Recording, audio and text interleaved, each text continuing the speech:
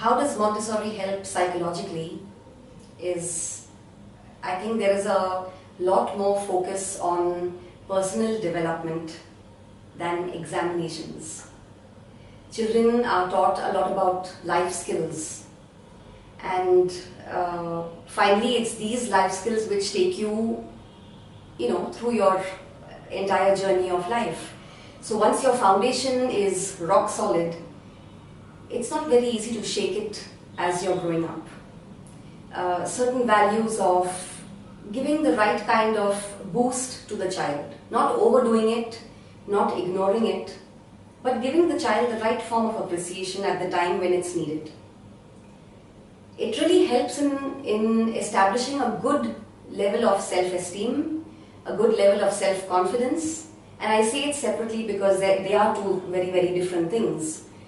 And these are some things which really help an individual as they are growing up to deal with the several pressures that they are made to deal with in today's very, very dramatically changing world. So that's I think another very, very special aspect of the system. Montessori is, while it is extremely beneficial to, for regular children, Montessori works wonders even when it comes to children with, who are differently abled, children with special abilities. And the nice part about the system is that there is no differentiation. The differently abled children are not taken out of the regular Montessori environment. They are blended in and they are kept in the same environment as regular children are. That itself becomes a wonderful system of learning through observation for the differently abled. So when Montessori is introduced to differently abled children, the focus, there are certain stimulants which are given through these materials which work wonderfully well for special children, for differently abled children. When a child joins school for the first time, it's a very new environment for the child. So there are a lot of little anxieties, a bit of nervousness, some apprehension that the child would have. And but when they enter a Montessori environment, the first things that they are exposed to, it's something called exercises of practical life. And what I mean by this is the child sees and experiences so many similar types of material as what he or she would find in their own home. Now when a child has already established that familiarity, that this particular object is also found in my home, there is one part of nervousness which has almost faded away.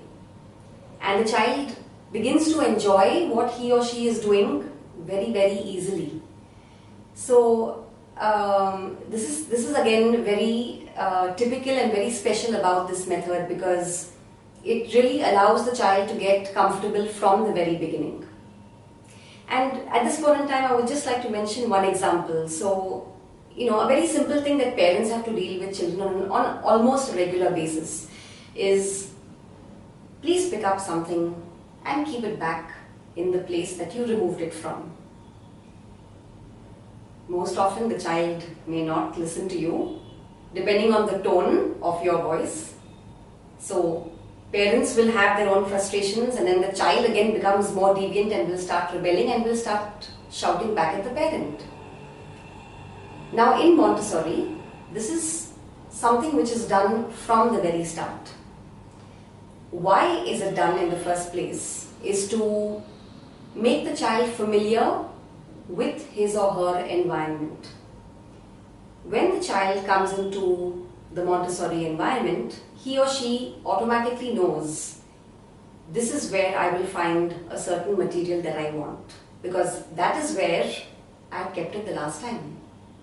So the child will automatically go to that particular place, remove that material and start working with it. So it is a very systematic subtle kind of discipline and order which is being imbibed in the child from a very early age. That's another speciality about the Montessori method. Once the child has finished working with the material, he will replace it from where he has removed it. That gives him again a sense of familiarity and order, that's where I remove something from and that's where I will keep it back. So the next time I know that this is exactly where I will find it if I want to work with it. According to me, an ideal form of environment for a child is one which probably promotes a lot of freedom. And when I say freedom, I don't mean freedom which tilts towards the deviant forms.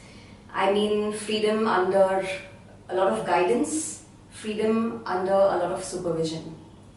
I also mean no added pressure of any sort for the child. No mugging up answers without understanding the reason behind why you are doing something. So the moment there is a reason that is provided to a child, following a certain task or an activity just becomes very, very natural for the child after that, because they understand why they are doing it. And I think this is the most important part, where freedom really needs to be given to a child to learn things at their own pace. So every child is very unique and they have their own pace at which they will learn. And it is important that adults understand that about children. And I think once again, these factors are very, very beautifully blended into the Montessori system of education.